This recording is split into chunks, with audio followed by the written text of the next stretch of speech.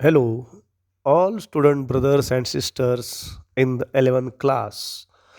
Now we are going to discuss the third poem in our 11th English textbook, and the title of the poem, that is There is Another Sky.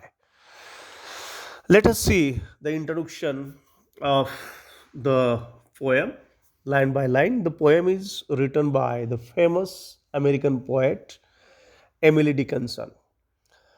Her life period is between 1830 to 1886.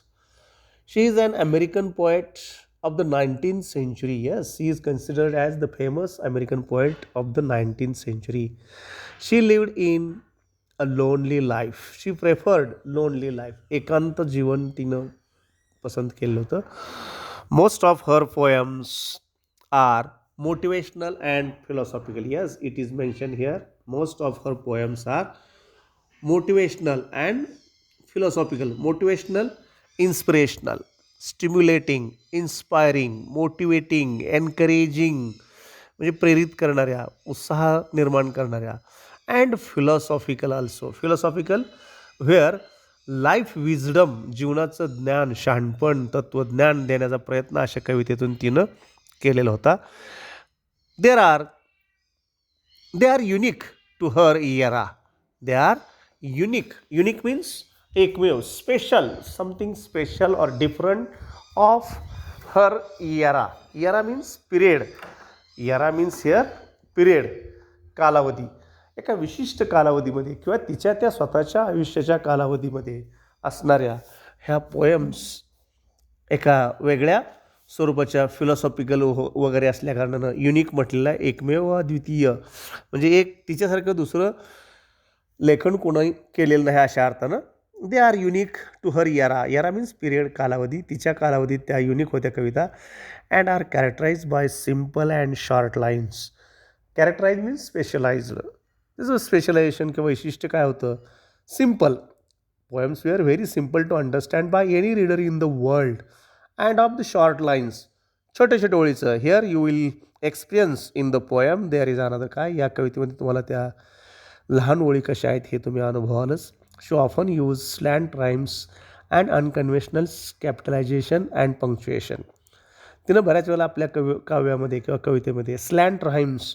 Slant rhymes म्हणजे थोडीशी faint किंवा तिरकस स्वरूपाची rhyme किंवा यमक योजना, म्हणजे correct accurate rhyme, यमक तंतोतंत जुळेल अशा प्रकारची अरेंजमेंट न करता थोडकंसं किंवा थोडंसंच यमक जुळेल अशा प्रकारची रचना तिनं केली होती, म्हणून स्लँट राईम्स म्हटलेलं आहे. And unconventional.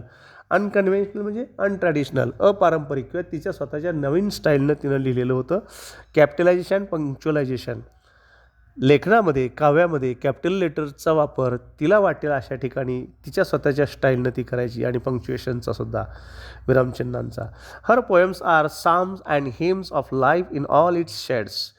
तिच्या कवितांमध्ये खास करून हे जाणवायचं की are the psalms and hymns, स्तोत्र आणि मंत्र, आयुष्याचे मंत्र, जगण्याचे मंत्र, जीवनाचे स्तोत्र. स्तोत्र म्हणजे सुभाषितं किंवा जीवनाचं तत्त्वज्ञान सांगणारी जी काही संस्कृत स्तोत्र असतात, मंत्र असतात, तशा प्रकारचं साम्स अँड हिम्स म्हणजे स्तोत्र आणि मंत्र, जीवनाचं सांगणारेच त्या कविता असतात असं म्हटलेलं आहे. Let us see in second paragraph there is description of the theme of the poem here in the second paragraph. There is another sky is an inspirational poem with a message of never say die. Yes, this poem is also inspirational, motivational, encouraging poem. उत्साह निर्माण करणारी, प्रवृत्त करणारी, प्रेरित करणारी, आपल्याला stimulate करणारी poem आहे. आणि मेसेज आहे नेव्हर से डाय. कधीही मरायचं आहे मला असं म्हणायचं नाही. नेव्हर से डाय. कितीही जीवनात वाईट परिस्थिती आली तरी आपण आपल्या आयुष्यामध्ये हार मानायची नाही किंवा कुठल्याही प्रकारे बॅकफुटला जायचं नाही, या दृष्टीनं प्रेरित करणारी ही कविता आहे. It is a Petrarchan sonnet with octave and सिस्टेट.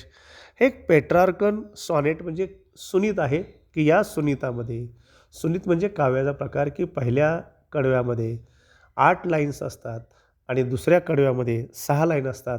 पहिल्या 8 ओळीच्या कडव्याला म्हटलं जातं ऑक्टेव आणि दुसऱ्या 6 ओळीच्या कडव्याला म्हटलं जातं सिस्टेट, षष्टक, अष्टक आणि षष्टक. These are the two words used by the poet here, octave and sestet. The poet is communicating with her brother through a letter. या ठिकाणी कवयित्री स्वतःच्या भावाबरोबर लेखनाच्या माध्यमातून कम्युनिकेशन करण्याचा प्रयत्न करते कवितेच्या माध्यमातून. Through a letter means writing.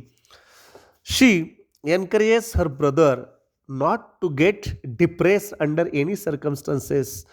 She encourages, she inspires, she tells to her brother that not to get depressed. आयुष्यात कधी निराश होऊ नको असं ती सांगण्याचा प्रयत्न करते. नॉट टू गेट डिप्रेस म्हणजे निराश होणे. Under any circumstances conditions. कितीही कंडिशन वाईट असेल, कितीही खराब कंडिशन असेल तर त्या ठिकाणी तू निराश व्हायचं नाही असं सांगते, इन्स्पायर करते भावाला. And pleads means appeals means request with him to return home. आणि भावाला विनंती करते की घराकडे वळ. जो निराशेच्या खाईत लोटला गेल्यानं तो घरापासून दूर गेलेला आहे, नैराशेमध्ये आहे, म्हणून घराकडे येण्याकरता त्याला इन्स्पायर करण्याचा प्रयत्न कवितेतून या कवयित्रीने केलेला आहे.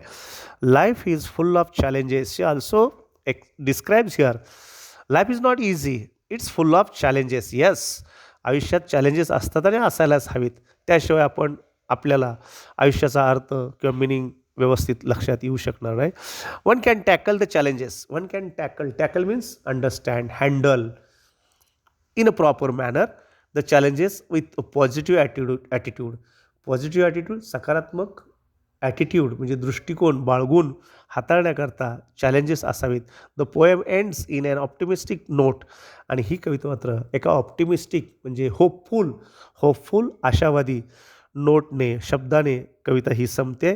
द ब्रायटर गार्डन या शब्दाने कविता किंवा गार्डन या शब्दाने ही संपते कविता. The brighter garden stands for choices that life offers to all. The brighter garden means the garden of life where is brightness is seen, brightness of happy mood. Garden which is full of flowers, this is a symbolic. Full of garden means it indicates our happiness in our life or jolly moods, happy events in our life. That is the happy garden of life. Let us see the poem line by line. There is another sky. There is another sky, even serene and fair. Poet opens the poem with the line, there is another sky, even serene and fair. There is another sky. Here poet says to her brother, hello brother, there is another sky, and it is, what kind of it is? It is full of happy. Here the poem opens with there is another sky, even serene and fair. Yes, poetess says to her brother, come here, don't wander anywhere. There is another sky. There is another sky means here there is another chance in your life. There will not be any final chance in your life. कुठलीही संधी शेवटची नसते.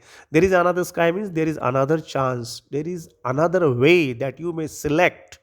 You may have ever serene and fair. Ever serene, the meaning is already given here. Serene means peaceful. The meaning is given here. Serene, peaceful, calm. Peaceful शांत स्वरूपाचं. सिरीन, पवित्र स्वरूपाचं. And fair म्हणजे सुंदर, आकर्षक. There is serene and fair. This sky, this chance in your life is serene, sacred, fair, attractive, impressive, effective. So you may test it, you may have it, you may come here to test this another sky, another chance in your life. Poet appeals her brother. And there is another sunshine, though it be darkness there. Don't worry, my brother, poetess says in third line, and there is another sunshine, though there is darkness in your life there, come here, there is another sunshine. जरी तुझ्या आयुष्यात जीवनामध्ये तिकडं ज्या ठिकाणी तू गेलेला आहे निराशेच्या खाईत, दुःखाच्या खाईत, किंवा निराशेच्या अंधारात गेला असशील तर get back, come back, here there is another sunshine. या ठिकाणी दुसरी सनशाईन आहे, म्हणजे लाईफ जर्नी आहे. The way that you can find with the shine of the sun here. So there is another sunshine here. So you may come here, you have to come here. Here poetess appeals her brother.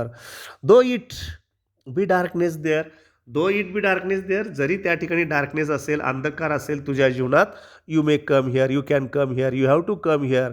Here antithesis is seen in these two lines, and there is another sunshine and darkness. Two opposite words are put here in these two lines close to each other. So the figure of speech is antithesis. दोन विरोधी idea. कुठल्या विरोधी idea आहेत या ठिकाणी? Sunshine आणि darkness, सूर्यप्रकाश, तेज आणि अंधकार. ह्या दोन विरोधी कल्पना या जवळच्या दोन लाईनमध्ये कवयित्रीने अरेंज केलेले आहेत, लिहिलेले आहेत. So the figure of speech is antithesis. Though it be darkness there, जरी तुझ्याकडे तिकडे अंधकार असला, इकडं माझ्याकडे सनशाईन आहे. सनशाईन म्हणजेच आशावादी, आशेचं किरण, जीवनाची आशा, जीवनाच्या आशेचं किरण. कितीही काळाकुट्ट ढगाने सूर्य झाकलेला असला तर त्या काळ्याकुट्ट ढगाने झाकलेला सूर्य असला तर त्याच्या बाजूने, बॉर्डरने, सिल्वर टिंटमधून, रुपेरी कडामधून सूर्याची किरणं बाहेर पडतातच. तशी आशेची किरणं माझ्याकडं आहेत. सो तू तुझी आशा संपवू नकोस, इकडं माझ्याकडे ये, असं कवयित्री आपल्या भावाला विनवणी करण्याचा प्रयत्न करते आहे. Never mind faded forest Austin. Here poetess reads the next line. Never mind faded forest. Never mind वाईट वाटून घेऊ नकोस. Don't mind, never mind, कधी वाईट वाटून घेऊ नको. Faded forest. Faded means here faint झालेली, तुझ्या आयुष्यात असलेली, कोमेजलेली, सुकलेली जी काही फॉरेस्ट्स आहेत, तुझ्या आयुष्यातलं जो वणवा आहे किंवा सुकलेलं जंगल आहे, कोमेजलेलं आहे, निराशेचं जंगल आहे, म्हणजे तुझ्या आयुष्यामध्ये हिरवगार बहरलेलं जंगल नसेल, नाही तरीसुद्धा तू वाईट वाटून घेऊ नकोस. नेव्हर माइंड, कधी वाईट वाटून घेऊ नकोस. Never mind faded forest. Though there is bad condition, bad period of your life, in your life, yet you should never mind. Austin, here is a comma, कधी वाईट वाटून घेऊ नको. Austin name of brother. Austin हे तिच्या भावाचं नाव आहे. Never mind silent fields. Silent means here निस्तेज झालेलं तुझ्या जीवनाचं शेत. फील्ड म्हणजे परिसर, शेत, क्षेत्र.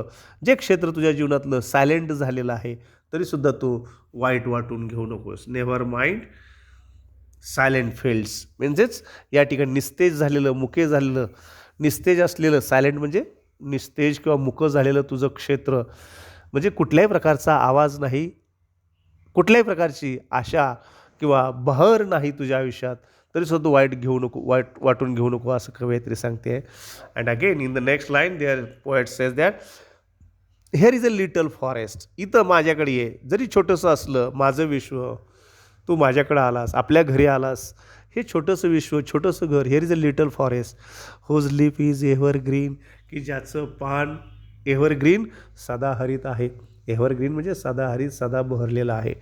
Here come at home, don't get away, don't be away from home, don't be trap yourself in the valley of unhappiness. निराशेच्या खाईत, दरीत तू स्वतःला लोटून घेऊ नकोस. इथं घरी ये.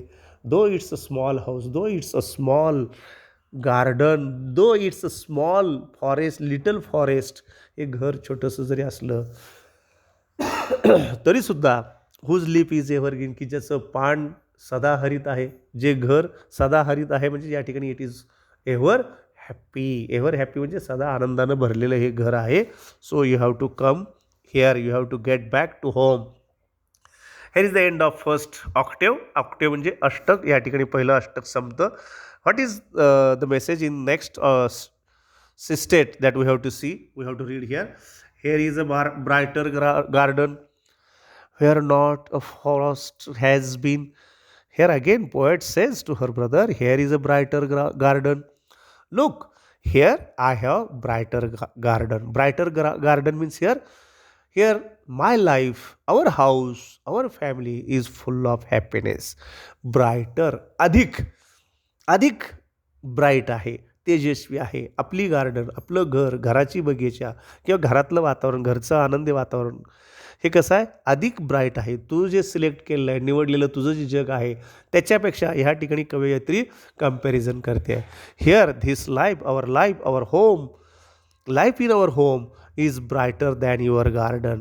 तू जे निवडलेलं गार्डन किंवा क्षेत्र आहे ते कोमेजलेलं आहे, त्याच्यापेक्षा हे आपलं घर, घराजवळचं घरातलं वातावरण, घरातलं आनंद हे अधिक ब्रायटर आहे असं कवयित्री सांगते.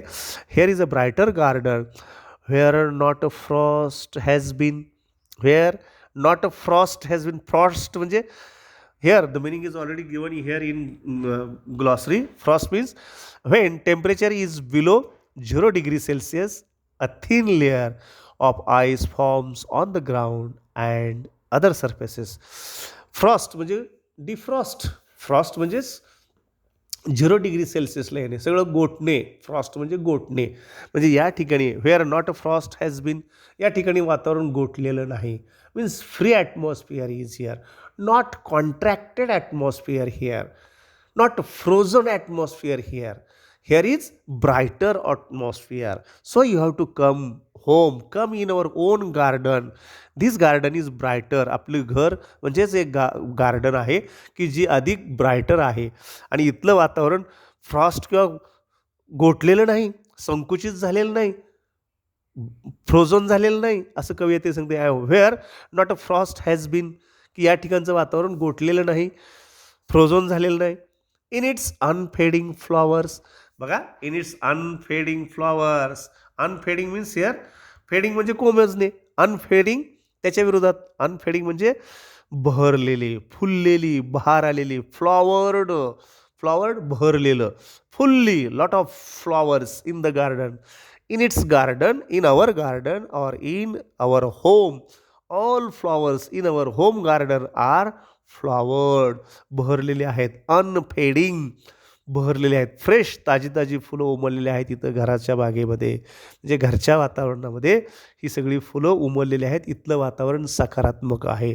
So you have to give your negative atmosphere and you have to come here in our positive atmosphere. Think about this home and its positive atmosphere, poetess appeals to her brother. I hear the bright bee hum. Again poetess reassures him. कवयित्री आणखी त्याला खात्री निर्माण करून देते की सांगते, I hear the bright bee hum, मी इथं ऐकते आहे. I listen here, I hear the bright bee hum. Bright bee, alliteration, bee sound is repeated here. I hear the bright bee hum. Hum, hum म्हणजे humming of बीज. Humming म्हणजे त्या मधमाशांचा आवाजसुद्धा ऐकायला मिळतो. Where there is existence of humming bees, where the full bright fully flowered atmosphere is there, only there is existence of such humming bees. म्हणजे humming बीजचं अस्तित्व कुठं असतं, ज्यावेळेला फुलांनी भरलेलं वातावरण असतं, ॲटमॉस्फिअर असतं, त्याच ठिकाणी या मधुमाशांचं गुणगुणणं ऐकायला मिळतं. This hum, the word hum indicates the figure of speech onomatopoeia in this line. The bright bee hum. Hum, here vibrant sound is created. Here vibrant sound is created while singing the line with rhythm. अगदी तालात, सुरात जर ती ओळ गायली तर त्या ठिकाणी एक कंप पावणारा ध्वनी निर्माण होतो, म्हणून अलंकार आहे ओनोमॅटोपिया. ओनोमॅटोपिया हा अलंकार आहे. म्हणजे त्याला मराठीत म्हटलं जातं नादानुकरण. नादानुकरण, नादाचं अनुकरण. त्या शब्दांमधून एक नाद निर्माण होतो, शब्दामध्ये कंप पावणारा ध्वनी निर्माण होतो. हम लाईक अ बीज और बी हम, बी हम. जर आपण तो रिदममध्ये गायला शब्द, ती लाईन गायली तर त्यातून एक नादानुकरण निर्माण होतो, म्हणून इथं फिगर ऑफ स्पीच आहे ओनोमॅटोपिया. स्पेलिंग आहे ONOMATOPOEIA. Onomatopoeia is the figure of speech in this line. Explanation कसं देणार, here in this line vibrant sound is created. या ओळीमध्ये कंप पावणारा ध्वनी निर्माण होतो. व्हाईल सिंगिंग द वर्ड्स और singing the line with proper rhythm. योग्य रिदमने ती लाईन गायल्यानंतर, रिदममध्ये असल्याकारणानं गायलाच पाहिजे, वाचन करून चालणार नाही. योग्य रिदममध्ये गायल्यानं तो व्हायब्रंट साऊंड क्रिएट होतो, म्हणून फिगर ऑफ स्पीच आहे onomatopoeia. I hear bright bee hum bright bee alliteration तर आहे, ओनोमॅटोपिया आहे. आय हिअर मी या ठिकाणी ऐकते, अरे ये इथलं वातावरण अतिशय सुंदर आहे, छान आहे, मधुमाशा आहेत, फुलपाखरं आहेत. The house is full of happiness. Though all our family members are happy and other family members like birds and bees and flowers and all other things, natural things are here, which with which we can enjoy our life. So come here, Prithi. Here poetess says Prithi is the nickname of her brother. Here it is given in the glossary. Prithee त्याचं टोपण नाव आहे, त्या ऑस्टिनचंच टोपण नाव आहे prithee. My brother in to my garden come. My brother come in to my garden. इथं इन्व्हर्शन आहे. Come in to my garden, माझ्या गार्डनमध्ये ये, की जी गार्डन फुलांनी भरलेली आहे, मधुमाशांच्या आवाजाने भरलेले आहे, फुललेले आहे. म्हणजे माझ्या गार्डनमध्ये here is only happiness lies, nothing any unhappy things that happen in my garden. So my brother please come. Prithee, my brother come into my garden, come into my garden, my brother come into my garden is the proper prose order. The figure of speech is inversion. Inversion उलटा क्रम, INVERSION. Inversion हा अलंकार आहे शेवटच्या दोन ओळीमध्ये. ती ओळ कशी आहे, मग कसं लिहिणार एक्सप्लेनेशन, इन्व्हर्शनचं एक्सप्लेनेशन कसं देणार. Here in this line words are not arranged in proper prose order and the proper prose order is prithee my brother come in to my garden. Prithee my brother come in to my garden is the proper prose order and the proper prose order. So the figure of speech is inversion. उलटा क्रम शब्दांचे अदलाबदल केलेले. Here we finish the poem. The poem is so simple, easy to understand, no any difficult word. Only approach is important of the poetess. Here, here is the only message of the poetess, that what way one should inspire, what way one should encourage another or every person that we come across. आपण इतरांना inspire करावं, encourage करावं, प्रेरित करावं, सकारात्मकतेनं त्याला त्याच्या मनामध्ये सकारात्मकता निर्माण करावी, या दृष्टीनं कसं मोटिवेट करावं, कसं परसुएड करावं, मन वळवणी करण्याचा प्रयत्न कसा करावा, हाच संदेश या कवितेतून दिलेला आहे. The poem gives the message how to motivate our brothers, sisters, friends, and everyone that we come across in our life. We should not discourage anyone in our life. कोणालाही आपण डिस्करेज करायचं नाही, कोणालाही प्रेरितच करण्याचा प्रयत्न आपण केला पाहिजे. दुसऱ्याला प्रेरित करण्याकरता आपल्या स्वतःकडं प्रेरणा असणं गरजेचं आहे. We should be full of energy, knowledge, confidence. Only then we are able to motivate other people, we are able to encourage other people. So this is the message of the poetess Emily Dickinson. Here we finish the third poem. In case of any query, difficulty, you may contact me in college. Thank you very much. Have a nice day.